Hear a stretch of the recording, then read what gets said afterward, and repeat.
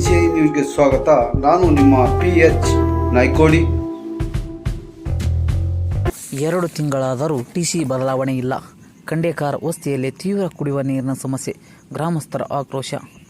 ವಿಜಯಪುರ ಜಿಲ್ಲೆಯ ಚಡಚಣ ತಾಲೂಕಿನ ರೇವಂತಗರಾವ ಗ್ರಾಮ ಪಂಚಾಯಿತಿ ವ್ಯಾಪ್ತಿಯ ಖಂಡೇಕಾರ್ ವಸ್ತಿಯಲ್ಲಿ ಕಳೆದ 2 ತಿಂಗಳಿಂದ ಕುಡಿಯುವ ನೀರಿನ ತೀವ್ರ ಸಮಸ್ಯೆ ಉಂಟಾಗಿದ್ದು, ಗ್ರಾಮಸ್ಥರು ತೀವ್ರ ಆಕ್ರೋಶ ವ್ಯಕ್ತಪಡಿಸಿದ್ದಾರೆ.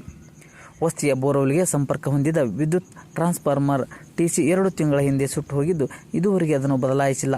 ಪರಿಣಾಮ ಬೋರ್ವೆಲ್ ಕಾರ್ಯನಿರ್ವಹಿಸದೆ ಕುಡಿಯುವ ನೀರಿನ ಪೂರೈಕೆ ಸಂಪೂರ್ಣ ಸ್ಥಗಿತಗೊಂಡಿದೆ ಎಂದು ಗ್ರಾಮಸ್ಥರು ತಿಳಿಸಿದ್ದಾರೆ.